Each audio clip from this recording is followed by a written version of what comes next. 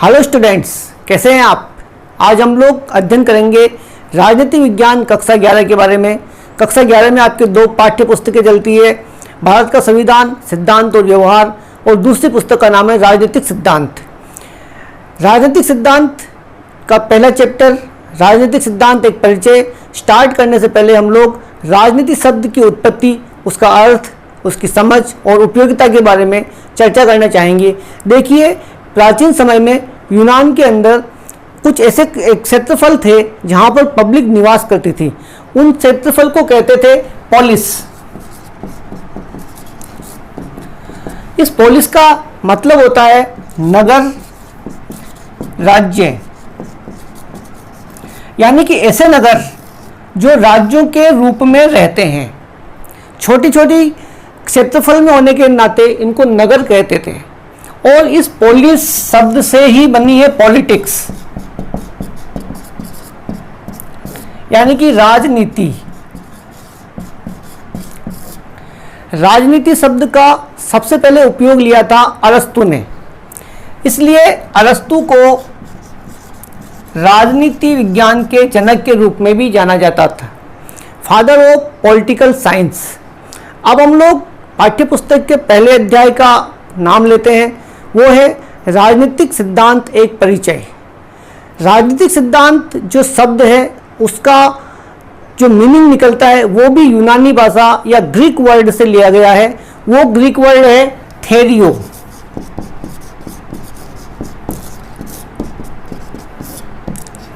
इस थेरियो का मतलब होता है जानना, पहचान करना, पड़ताल करना, या ये किसी भी एक मनुष्य की मानसिक दृष्टि होती है जो उस वस्तु के बारे में अस्तित्व और उसके कारणों का पता लगाती है।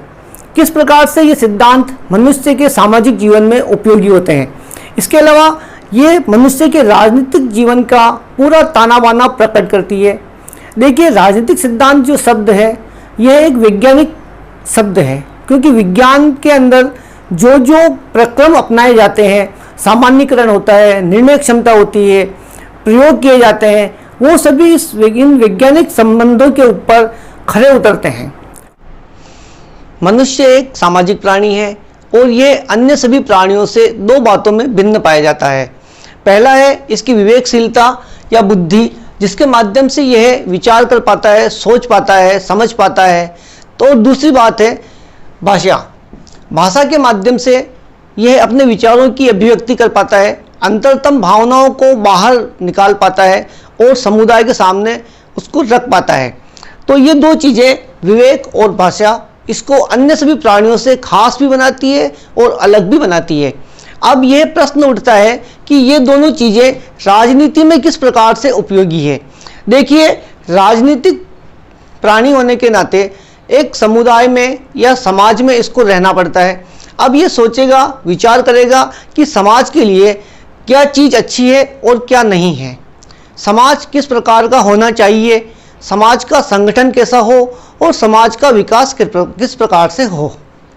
अब अगली बात आती है कि समाज के साथ साथ सरकार भी चाहिए, क्योंकि समाज को आगे बढ़ाने के लिए एक ऐसी संस्था का होना बहुत ही आवश्यक है, लाजमी है, जो कि विकास के मार्ग पर आगे बढ़ाएं, और वो होती है सरकार। सरकार का चयन किस प्रकार का हो, सरकार का निर्माण कैसे हो, या सरकार किस प्रकार की अच्छी हो। राजनीतिक सिद्धांत के माध्यम से व्यक्ति ये सोच पाता है कि सरकार का कौन सा रूप उसके लिए अच्छा है, जो लाभप्रद भी हो और विकासशील समाज को बढ़ाने के लिए भी प्रतिबद्ध हो। तो यहाँ पर बहुत सारे पहलू आते हैं। सबसे पहले होता है मानवीय मूल्य, जैसे अधिकार होते हैं, नैतिक कर्तव्य होते हैं, दायित्व होते हैं, सरकार की अपने प्रति क्या जिम्मेदारी होती है, या सरकार के प्रति जनता की क्या जिम्मेदारी होती है। इन सब पर विचार किया जाता है। मानव मस्तिष्क के द्वारा विचार करके विश्लेषण करता है कि कौन सी सरकार समाज के लिए और देश के लिए अच्छी होगी, किस प्रकार से लोकतंत्र की स्थापना होगी, किस प्रकार से हमारे अधिकारों की रक्षा होगी। हम लोग सार्वजनिक स्थलों का उपयोग करते हैं, क्या हमें वहाँ पे पूर्ण आज़ादी मिलती है, क्या बस में, ट्रेन में, सार्वजनिक स्थल पर, पार्क में, विद्यालय में, हॉस्पिटल में हमारे लिए जितने भी कार्य होते हैं वो हो पाते हैं या नहीं हो पाते हैं। हम लोग उनका उपभोग कर पाते हैं? क्या वहाँ पे जो उपस्थित कार्मिक होते हैं वो हमारे लिए प्रतिबद्ध होते हैं? क्या वो हमारे कार्य को कर पाते हैं? ये सारी चीज़ें राजनीतिक सिद्धांत के अंतर्गत ही आती है तथा राजनीतिक सिद्धांत इन चीज़ों का विश्लेषण करता है। साथ ही अगर जन समुदाय का सहयोग होता है, जन समुदाय अगर सरकार के बारे में सोचते हैं, विचार करते हैं और एक दूसरे के साथ बातचीत करके समस्याओं का समाधान करते हैं, तो हम कह सकते हैं कि ये एक राजनीतिक सिद्धांत की प्रक्रिया ही है। अब हम चर्चा करते हैं कि आखिर राजनीति क्या चीज़ है, राजनीति क्या है। कुछ व्यक्तियों के लिए, जैसे नेता या सत्ता पक्ष के व्यक्ति या राजनेता, उनके लिए राजनीति एक प्रकार से जन सेवा है। सेवा मात्र ही राजनीति है, जिससे कि लोक कल्याण और लोकतांत्रिक राज्य की स्थापना की जाती है, वो उसको सोचते हैं। लेकिन अन्य व्यक्तियों के लिए जो कि राजनीति से जुड़े हुए नहीं हैं, और कुछ ऐसे व्यक्ति जो राजनीतिक महत्व को समझते हुए अपने आप को राजनीति से जोड़ लेते हैं, ऐसे व्यक्ति कई बार राजनीति को बदनाम भी करते हैं, और अन्य व्यक्ति इसको समझते हैं कि राजनीति अच्छी चीज़ नहीं है। अब प्रश्न ये उठता है कि राजनीति क्या वही है जो राजनेता करते हैं, या फिर राजनीति इससे हटकर कुछ अन्य है? यहाँ पर अपन दो पहलुओं पर विचार करते हैं। पहला इसका पहलू होता है कि राजनेता या नेता सत्ता पाने के लिए कई प्रकार के हथकंडे अपनाते हैं। कई बार जो नेता होते हैं वो एक दल के साथ चुनाव लड़ते हैं, जीतते हैं, और फिर उस दल के अंदर अगर उनको महत्वाकांक्षा वाला जो पद होता है वो नहीं मिलता है, तो उस दल को छोड़कर वो अन्य दल के साथ जुड़ जाते हैं, उस दल को अपना समर्थन देते हैं। तो इस प्रकार की प्रक्रिया को हम कहते हैं दल बदलना।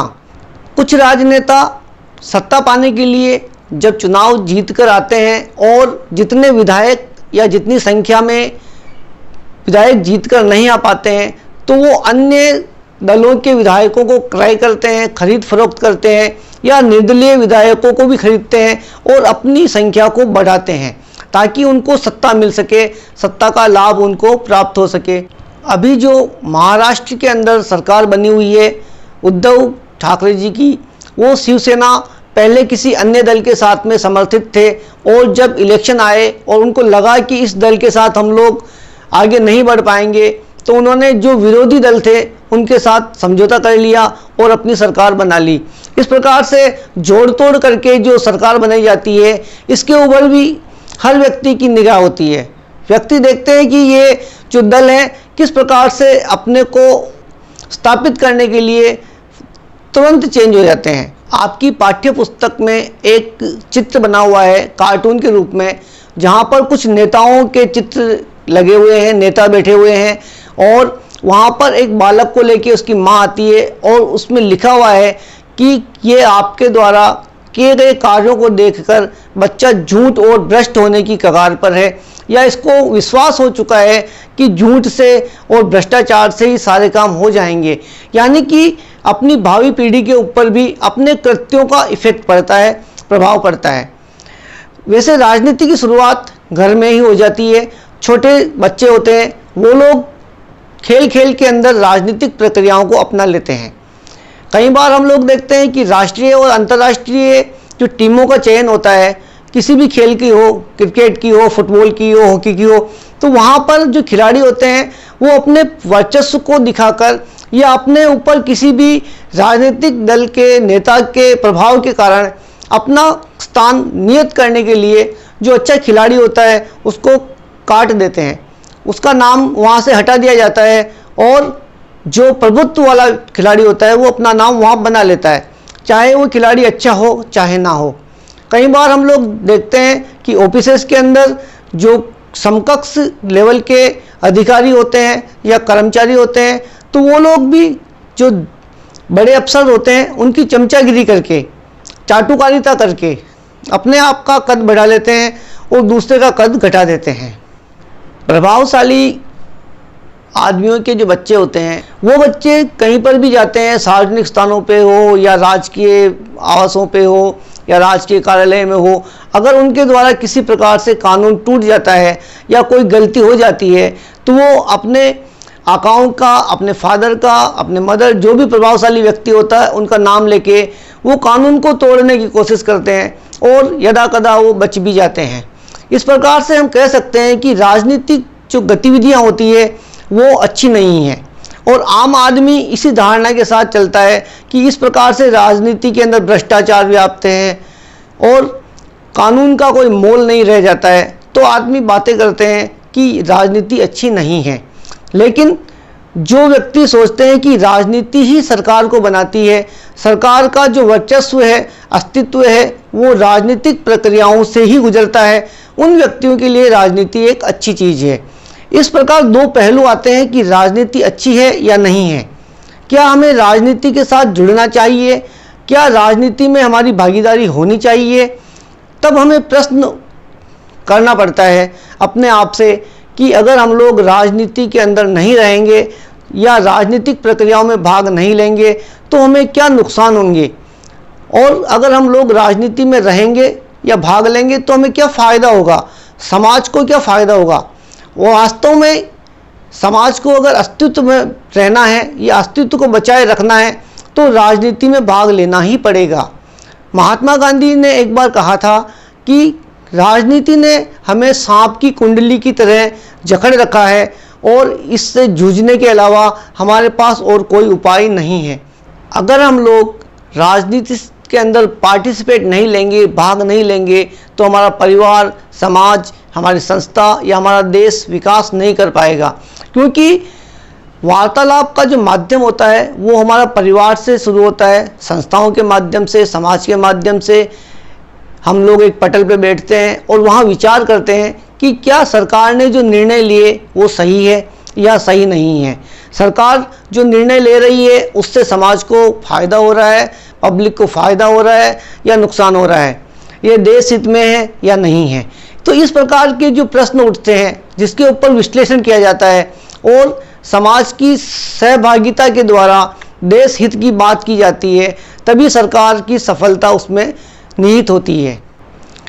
देखिए, लोकतंत्र के अंदर हमेशा जो सरकार बनती है वो विधायक या केंद्र के अंदर जो सांसद होते हैं उनकी संख्या के ऊपर डिपेंड करती है और सांसद और विधायकों को जीतने के लिए वोट की आवश्यकता होती है।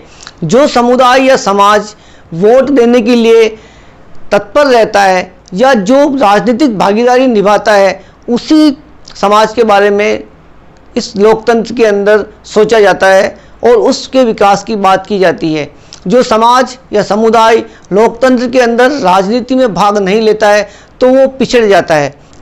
अब हम बात करते हैं कि सरकार हमारे लिए क्या करती है, सरकार की आवश्यकता क्यों है, सरकार किस प्रकार की होनी चाहिए। देखिए, सरकार हमारे लिए नीतियाँ बनाती है, देश को आगे बढ़ाती है, देश हित के कार्य करती है, जनहित के कार्य करती है, विभिन्न प्रकार की नीतियों के द्वारा जनता की सेवा करती है, जिससे कि जितने भी जन कार्य होते हैं वो सफल रूप से चलते रहे। अब व्यक्ति इस बात पे चर्चा करते हैं कि सरकार के द्वारा जो नीतियां बनाई गई है, जो कार्य किए गए हैं, क्या वो जनहित में है या नहीं है। अगर वो कार्य या नीतियां जनहित में होती है तो पब्लिक सरकार का समर्थन करती है, सरकार का साथ देती है, एक अच्छी सरकार का नारा देती है, सरकार को अच्छा मानती है। लेकिन अगर सरकार की नीतियां अच्छी नहीं होती है, देश हित में या जनहित में नहीं होती है, तो पब्लिक सरकार का विरोध करती है। इस प्रकार से हम कह सकते हैं कि राजनीति का मतलब कतई वो नहीं है जो राजनेता करते हैं।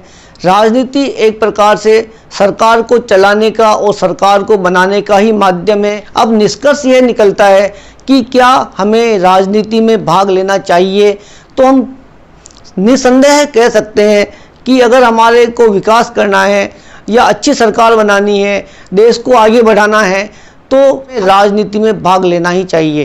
क्योंकि राजनीति में हम लोग जो चर्चा करते हैं वो ही राजनीति होती है। यानी कि अगर हम लोग सोचते हैं कि सरकार की जो नीति बनी है वो सही है या नहीं है। अभी कोरोना काल में विद्यालयों को बंद कर दिया गया, तो क्या विद्यालय बंद किए गए हैं, छोटा बच्चा बात करता है तो वो भी एक प्रकार से राजनीति में भाग ले रहा है। जीएसटी बनाई गई, कानून जो बनाया गया है, तो क्या ये सही है या गलत है? अगर इस पे हम लोग चर्चा करते हैं तो ये भी एक प्रकार से राजनीतिक हिस्सेदारी ही है। इसलिए हम कह सकते हैं कि हमें राजनीति में हिस्सेदारी लेनी चाहिए ताकि हमारे देश का विकास हो, समाज का विकास हो। आज हम लोग इतना ही अध्ययन करेंगे।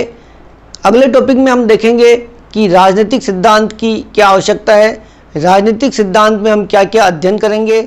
जय हिंद।